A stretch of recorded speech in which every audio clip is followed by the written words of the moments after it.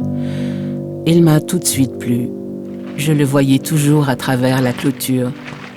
Cela ne me dérangeait pas qu'il soit allemand. Certains trouveront cela étrange, mais l'amour est parfois bizarre, n'est-ce pas?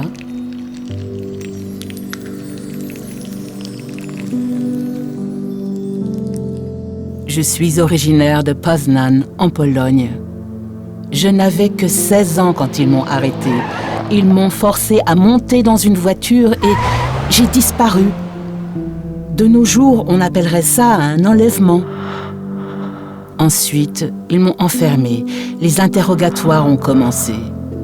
J'étais une bonne élève, douée pour les arts.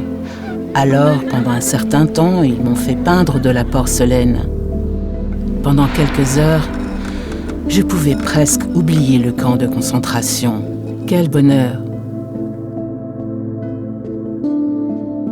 J'avais une paire de boucles d'oreilles. Elles venaient de ma mère. Ils m'ont tout pris. Ils m'ont envoyé de camp en camp. Je ne savais jamais où j'étais. Partout, les conditions étaient inhumaines. Ils ont dit que j'étais un prisonnier politique. Moi? Ils nous ont libérés au printemps 1945. J'étais maigre comme un clou. Je suis tellement reconnaissante aux Anglais de m'avoir donné le sentiment d'être redevenue un être humain. Mais les cris que j'ai entendus dans les camps, jamais je ne les oublierai. Je pensais toujours que ce serait bientôt mon tour. Des prisonniers de guerre allemands passaient chaque jour devant notre camp. Ils étaient en piteux état. Ils me faisaient de la peine. Beaucoup de gens trouvaient cela étrange après tout ce que j'avais vécu, mais c'était comme ça. Je leur jetais de la nourriture et des cigarettes.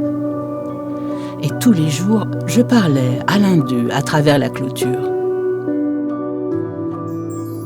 Ça ne plaisait pas à tout le monde. Alors, nous nous sommes enfuis, Helmut et moi, à pied, jusqu'à Würzburg. J'ai toujours reçu beaucoup d'amour à la maison, de mes parents, de mes frères, de mes sœurs. Je voulais que ce soit la même chose pour ma famille. En dépit de tout, nous nous sommes construits une nouvelle vie. Si ça dérangeait les gens que j'étais polonaise, oui. Et qu'au début je parlais allemand d'une façon bizarre, oui, aussi. Mais je leur ai montré de quoi j'étais capable. Mon mari a toujours été très fier de moi. Et les boucles d'oreilles de ma mère, elles ont aussi retrouvé leur chemin jusqu'à moi. Elles rappellent à ma famille que moi aussi j'ai été une jeune fille et que j'ai survécu. Je suis devenue très vieille. Finalement, c'est moi qui ai gagné, pas eux.